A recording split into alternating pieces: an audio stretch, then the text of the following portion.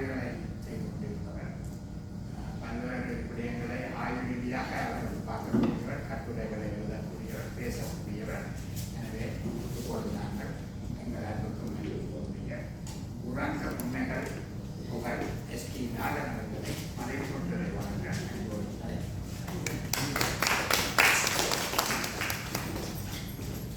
இணையை பேச அழைத்ததற்கு மிகவும் நன்றி. அத்தோடு இந்த நூல் வெளியீட்டு விழாவின் கதாநாயகன் கருணாநிதி ஏ. குமாரசுவாமி அவர்களுக்கும் சபையிலே அமர்ந்திருக்கும் பெரியோருக்கும் சபையிலே கூடியிருக்கும் ஆதரவுக்கும் எனது இணைய கருத்து தரப்படுகிறது. இன்று இந்த நூல் பற்றி வாழ்த்துறை ஆய்வுரை மிகவும் சிறப்பாக இந்த ஆய்வுரை நடத்திய அவர் சிறப்பாக தெளிவாக கூறியிருக்கிறார். நான் இங்கே ஒரு நேர்காணல் எடுத்த போது ஒரு கேள்வியை தொடுத்திருந்தேன். இந்த 63 நாயன்மார்கள் இருக்கும் இந்த உலகிலே, வாழ்ந்த இந்த உலகிலே மாணிக்கவாசகர் பற்றி இந்த ஆசிரியர் தற்போது எழுதியது நோக்கம் என்னென்று கேட்டபோது அவர் சொன்னார், நான் நேர்கண்டவர். அதற்குரிய விளக்கத்தை ஆசிரியர் தருவதாக சொல்லியிருந்தார். இருந்தாலும் அந்த ஆய்வை சொல்லியவர் சிறப்பாக அதற்குரிய காரண காரியங்களை வெளிவோடு ஒவ்வொரு சிறு சிறு குட்டி தலைப்பாக விளங்கப்படுத்தியிருந்தார். அதே பாணியில் இந்த நூலை நான் பார்க்கும்போது நிச்சயமாக இது ஒரு பெரிய கட்டுரையாக எழுதாமல் குட்டி குட்டி தலைப்புகளின் பல விடயங்களை இங்கு ஆசிரியர் தொட்டு சென்றிருக்கிறார். அப்ப இந்த நூலுக்கு ஆய்வை கூறிவிட்டார்கள், வார்த்தை கூறிவிட்டார்கள், மதிப்புரை எப்படி கூறுவது, மதிப்புரை என்றால் என்ன என்ற ஒரு கேள்வி இருக்கிறது. ஒரு தரமிக்க பொருளொன்றை மக்கள் முன்னிலையில் விற்பனைப்படுத்த வேண்டுமாக இருந்தார் என்றால், அதை மக்கள் விரும்பி வாங்க வேண்டுமாக இருந்தார் என்றால் அதனுடைய தரத்தை சொல்லித்தான் விளம்பரம் செய்வார்கள். எனவே இந்த புத்தகம், இந்த நூலில் அதனுடைய தரம் பற்றியெல்லாம் சொல்லிவிட்டார்கள். இருந்தாலும் இதை எப்படி மதிப்புற வைத்து மக்கள் முன் நமது வருங்கால தலைமுறை, அதான் மிக முக்கியம். கடந்த கால தலைமுறைக்கு மாணிக்கவாசகர் யார் என்று தெரியும், அவர் எப்படி வாழ்ந்தார் என்று தெரியும். எங்கள் வயதுக்குட்பட்டவர்கள் அது பாடங்களில் பள்ளிக்கூடங்களில் படிப்பொருள் 3-4 மற்ற பாடங்கள் அந்த பாட புத்தகங்கள் இருக்கும். அப்போ அதை நாங்கள் மனநமாக்கி பேச்சு போட்டிகள் கலந்த அனுபவங்கள் பலருக்கும் இருக்கும். அது எனக்கு உண்டு. இந்த வகையில் மாணிக்கவாசகருக்கு பலருக்கும் தெரிந்தாலும் இதை எப்படி எதிர்கால சந்ததிக்கு கொடுக்கக்கூடிய விதத்தில் ஒரு மதிப்புரையை நான் கூற முடியும் என்பதால் எனது சிந்தைக்குள் எழுந்திருக்கு. அந்த கேள்விக்கு உரியாக இந்த புத்தகத்தில் சில உதாரணங்களை கூறி அது ஒரு விஞ்ஞான ஆசிரியராக இருந்த அடிப்படையில் இலக்கியங்களையும் நன்கு வாசிக்கக்கூடிய பணம் உள்ளவன் என்ற அடிப்படையில் இதை இவர் எழுதிய இந்த இலக்கிய, அதாவது விஞ்ஞானம் சம்பந்தப்பட்ட இந்த விடயத்தை விஞ்ஞான ரீதியாக எப்படி இதை மதிப்புற காரணம் என்பது நம்முடைய ஒரு பேச்சாக இருக்க போது நேரம் ஒரு நிமிடம் 2 நிமிடம் கூட எடுத்தால் மனிதம் அப்படி ஒரு நேரம் இருந்தால் எனக்கு அது ஒரு சுத்தமான உடல். இதில் முக்கியமாக அவர் கூடிய பக்கங்களை நான் குறிப்பிட்டு வைத்திருக்கிறேன். வைக்கும்போது இவர் சொல்றார், இது மெய்ஞானம் சம்பந்தமான நூல்களை தான் இவர் எழுதியிருக்கிறார்.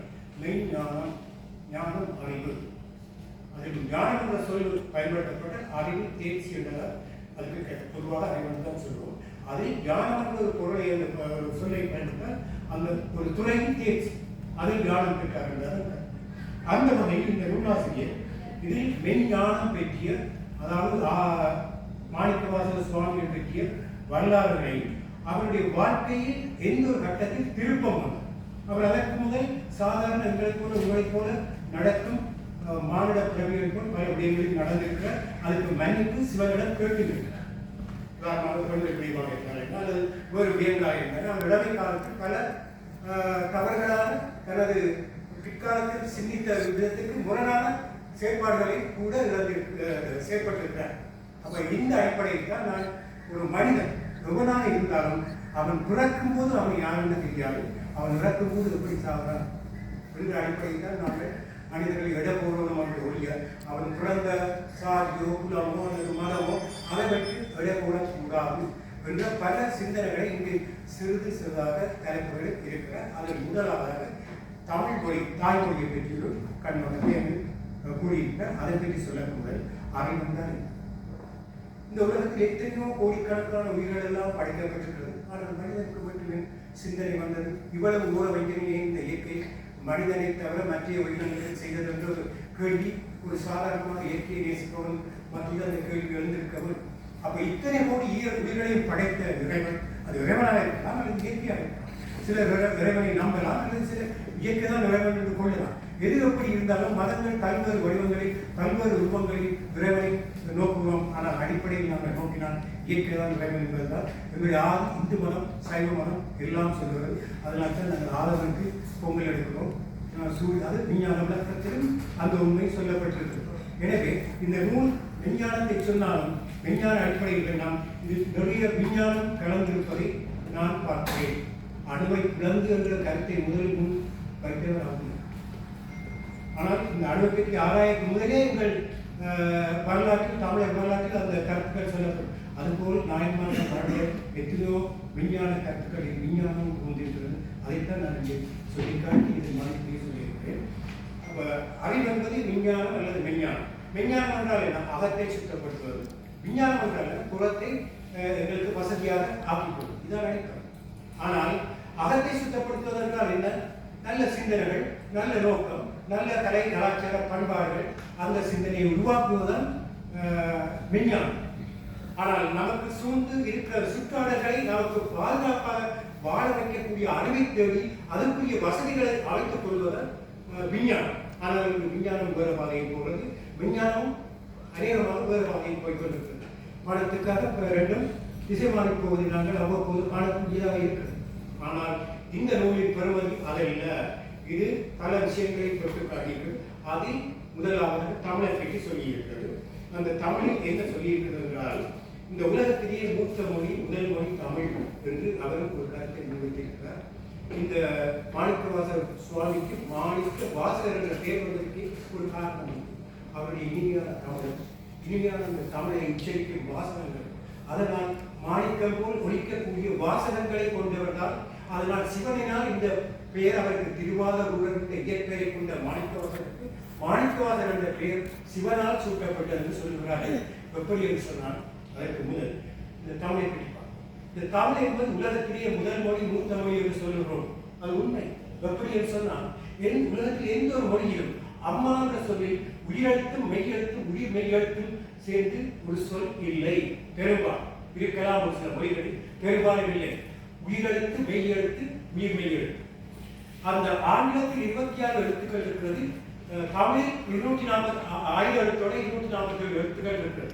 அது உயிரெழுத்து 12, மற்ற எழுத்தோட 30, மொத்தமாக 247 எழுத்து. அப்போ இன்னும் நான் ஒரு முறை படித்துக் கொண்டிருக்கும் போது ஒரு மாணவர் என்னென்னு கேட்டால், எங்களுக்கு தமிழ் படிக்கிறது கஷ்டமாக இருக்குது. ஏன்னு கேட்டால் இத்தனை எழுத்துக்கள் எப்படி பாடமாக்குது சார் ஒரு ஞாபகம். அப்ப ஆங்கிலத்தில் அந்த குறை அந்த இது. ஆனால் அப்படி ஆங்கில எழுத்துக்கள் 26 இருப்பதனால் ஆங்கிலத்தில் பல குறைபாடுகள் இருப்பது என்பதற்கு ஒரு சில உதாரணங்கள். ஆனால் தமிழில் அரிசி என்று சொன்னால் அரிசி, சோறு என்று சொன்னால் அதாவது அதிலும் அரிசியில் உண்டாக வேறொரு குறைத்தான். சாதம் சொன்னால் அதனோடு அப்ப ஆனால் ஆங்கிலத்தில் அப்படி இல்லை. ரைஸ் என்றாலும் அரிசி தான், சோறு என்றாலும் ரைஸ் தான். பொதுவாக அது சம்பந்தம் எதை சொன்னாலும் ரைஸ் தான். இப்போ லாபம் எடுத்துக்கொண்டால் கூட அம்மாவே ஐ லவ் யூ மாமன்னு சொல்றோம். கேர்ள் ஃப்ரெண்டம் ஐ லவ் யூ டார்லிங்னு சொல்றோம். அப்ப அது லவ் பண்றது எல்லாத்துக்கும் லவ் பாடு. ஆனால் தமிழில் அது இல்லை. பாசம் என்பது வேறு, அன்பு என்பது வேறு, நேசம் என்பது வேறு. இப்படியே எத்தனையோ. அப்போ இதில் தமிழ் வந்து இயற்கையான மொழி என்பது அம்மா என்ற சொல்லிலிருந்து உணர்கிறது. எந்த ஒரு சொல்லுக்கும் நீங்கள் அம்மா என்ற சொல்லை பார்த்தால், அம்மாவை கூப்பிடும் சொல்லி ஆங்கிலத்தில் இருந்தாலும் பிரெஞ்சு மொழி இருந்தாலும் எந்த மொழியை பார்த்தாலும் இம்மண்ட சவுண்ட்கள், இம்மண்ட சவுண்ட் கட்டாயம். அது இயற்கையாக எந்த மொழி தொழில் அம்மா குழந்தை குழந்தை பசிக்கும் போது அல்லது ஒரு தனக்கு உணர்வில் ஒரு தாக்கம் ஏற்படும் அம்மாண்டுதான். ஆண்டு துறக்கிற அந்த வாய் மூடும் போது மா ஆண்டு இருக்கிறது. அந்த இடப்பட்ட சவுண்ட் தான் இம்மண்டு வருகிறது. அப்ப இந்த மொழி இயற்கையாக தோன்றியது தமிழ் மொழி என்பது அனைவருக்கும் புரியக்கூடியது. அப்ப அந்த நிலைமையின் அடிப்படையில் தான் இங்கு தமிழை மூத்த மொழியாக சொன்னாங்க. அது ஒரு விஞ்ஞான கருத்து. வருங்கால சந்ததிக்கு தமிழை பெருமை உணர வேண்டும் என்ற ஒரு கருத்து இங்கு கழிக்கிறது. இதுதான் முதல் மதிப்பென்று நான் சொல்கிறேன். மதிப்பை ஏற்றால் மதிப்பிட்டு முதல் புறமுறை இது இறைவர்களுக்கு சென்றடைய வேண்டும். அடுத்ததாக அவர் சொல்லுகிறார், ஒருவனே இறைவன், ஒருவனே இறைவன் என்று ஒரு தலைப்பு. அதில் அவர் விஞ்ஞான கருத்தாக அதை வழங்கப்படுத்தியிருந்தார். அதில் ஒரு உட்பொருளாக ஒரு விஞ்ஞான கருத்து. ஒருவனே இறைவன் என்று தமிழர்கள் யாரை முதல்வர் வழங்கினார்கள்? இயற்கை, ஆதம், சூரியன், அது ஒன்றுதான் இயற்கை. எந்த ஒரு கடவுளும் நம்முன் காட்சி வைப்பது. கடவுள் என்பது ஒரு உணர்வு, கடவுள் என்பது ஒரு சடமாக நம்முன் வந்து நிற்கக்கூட ஒரு பொருள் இல்லை. எந்த வடிவத்தில் நீங்கள் சிலர்களோ உருவங்களோ எடுத்து வணங்கினாலும் கடவுளை நாங்கள் காண முடியாது, ஆனால் உணரலாம். அந்த உணரலாம் என்ற தத்துவத்தை தான் இறைவனே ஒருவன் என்ற அந்த விளக்கம் தெளிவுபடுத்துகிறது. இது ஒரு மதிப்பு முக்கிய கருத்து. இது நமது வெளியூரிடம் ஒரு செல்ல வேண்டிய ஒரு கருத்து. அடுத்ததாக இதை விட கடைசியாக ஒன்று சொல்லி கொடுத்துக் கொள்கிறேன்.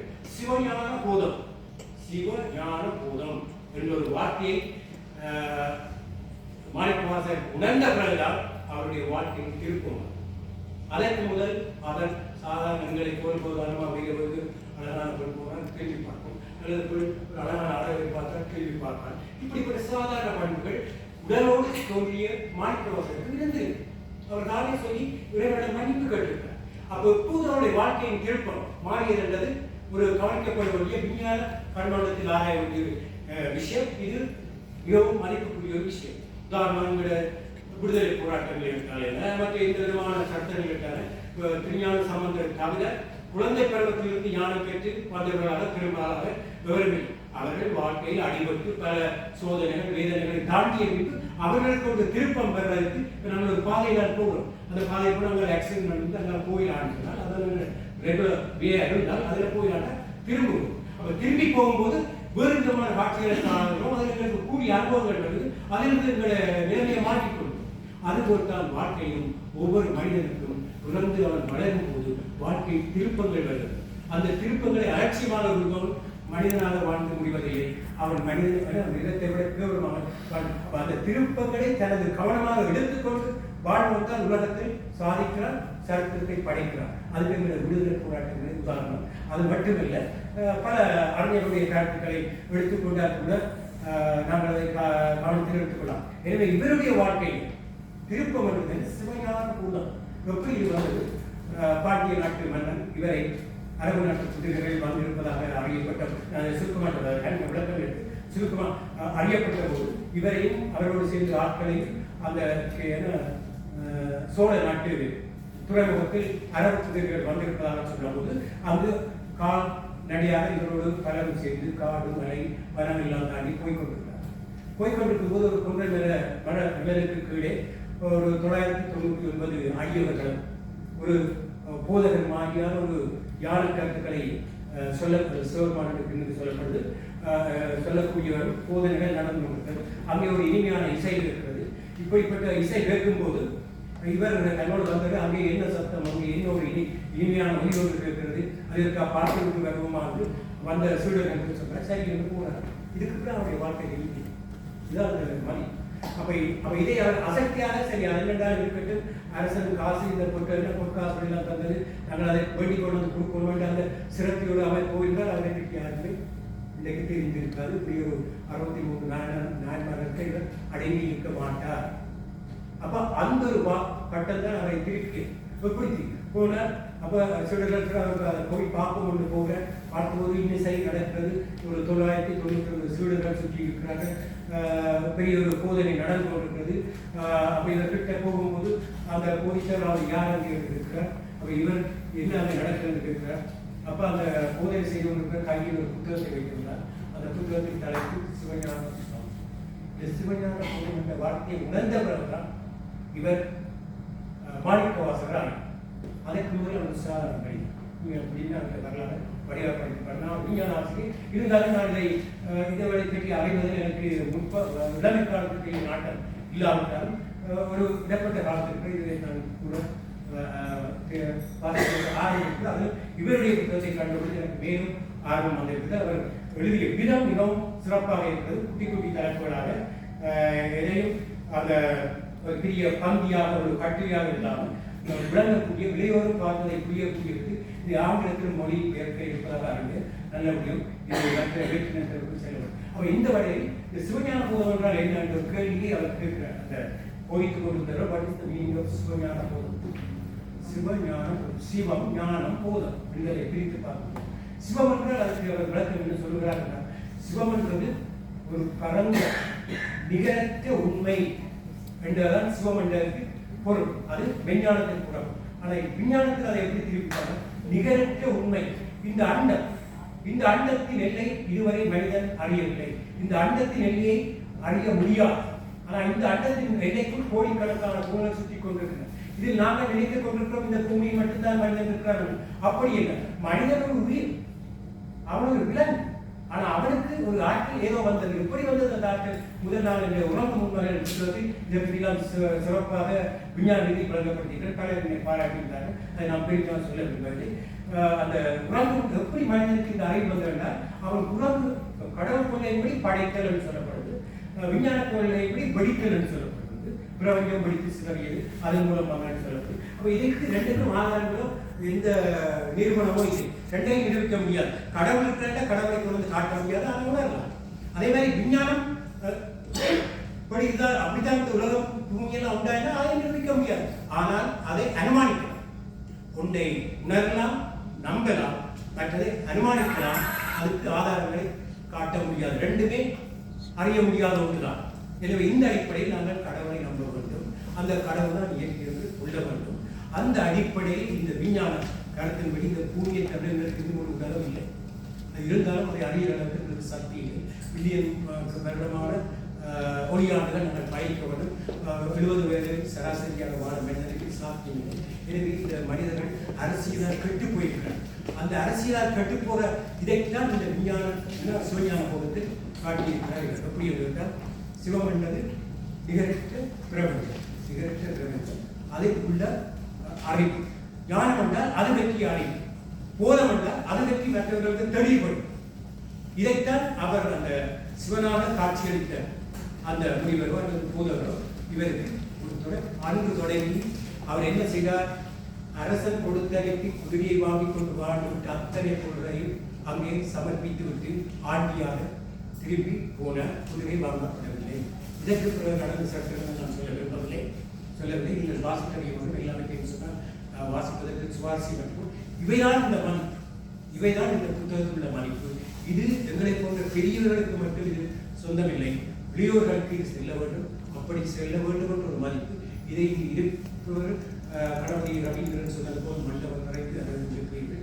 தரப்பட்ட மண்டபத்தில் நிறைந்திருப்பது ஒரு பெருமை. இதுக்கு இங்கு கூடியிருப்பவர்கள் இது பற்றிய துறையில் தேர்ச்சியும் மகிழ்ச்சியும் ஆர்வம் கொண்டவர்கள் தான் இங்கே வந்திருக்கிறார்கள். எனவே உங்கள் அந்த சிந்தனை இவருக்கு ஆதரவு கொடுக்கணும் என்று வந்து நீங்கள் அனைவரும் ஒரு நல்ல சிந்தனை உள்ளவர்கள் போல்தான் நான் எனது மனதிற்குள் ஏற்படுகிறேன். இது சுமார் கேளிக்கைக்காக வந்த கூட்டம். 5 பேர் வந்தாலும் அதை தேடி வந்திருக்கிறீர்கள். அந்த வகையில் இது ஒரு சிறப்பு மிக்க கூட்டமாக நடந்தது. இதுதான் இந்த நூலின் வாய்ப்பு. இதற்கு நிறையவே பேசிக்கொண்டு போனால் எனக்கு தரப்பட்ட விடயங்களில் அதிகம் நான் எடுத்து இன்னும் ஒன்றை நான் குறிப்பிட்டு முடிக்கிறேன். மற்றது இப்போ யாரோ ஒருவர் பேசும்போது சொன்னால் திருவாத ஊழல் மாணிக்க வாசகம் எந்நாட்டத்திற்கும் இருக்கலாம். பல புத்தகங்களிலிருந்து கலந்து பேசியிருக்கிறேன். அந்த புத்தகத்தை பார்த்திருக்கிறேன். அந்த அவர் மங்கையரால் பேசினபடிதான் கருத்து. அவர் மற்ற புத்தகங்களை பார்த்தா ஒரு சொல்லி இருக்கும் அல்லது 2 சொல்லி. ஆனால் இங்கே ஒரு முழு விளக்கத்தோடு என்ன நோக்கத்தோடு யாரை காட்டி எழுதப்பட்டிருக்கிறது ஒரு முழு விளக்கத்தோடு சொல்லப்பட்டிருக்காங்க. இதை மேலோட்டமான பார்ப்பவர்கள் இதே தலைப்பு பெரிய நூலமயக்கண்டு நோக்கலாம். ஆனால் அர்த்தத்தோடு அந்த மாணிக்கவாசனுடைய அந்த உள்ளடக்கத்தை கூறி அதற்கு தலைப்பு வைத்து அதுக்குரிய சிறப்பான படங்களை போட்டு இங்கு கடைசியாக ஒருவர் எழுதியிருக்கிறார். நான் பார்த்தோடு நான் இப்படி ஒரு உரிய நாள் எழுதவில்லை என்று ஆச்சரியப்பட்டேன். இங்கிருப்பவர்கள் எஸ்பி நாதன் தான். இது எழுதியிருப்பவருடைய பேரை நான் பார்க்கும்போது என்னுடைய பேரும் எஸ்பி நாதன் என்றால் அநேகமாக கூறுகிறார். இதை பார்த்தபோது எஸ்பி நாதன் என்றது அப்புறம் மீண்டும் திருப்பி என்ற படத்தை இயற்றி பார்த்தேன். இது நான் வாசித்துக் கொண்டு போனபோது என்னும் என்னை விட மீதியாக இருக்கக்கூடிய இந்த துறை என்று அந்த வகையில் இந்த என்னை கூப்பிட்டு இப்படி ஒரு சொற்பொழிவை உங்களுக்கு காட்ட வாய்ப்பு அறிவத்தில் நன்றி.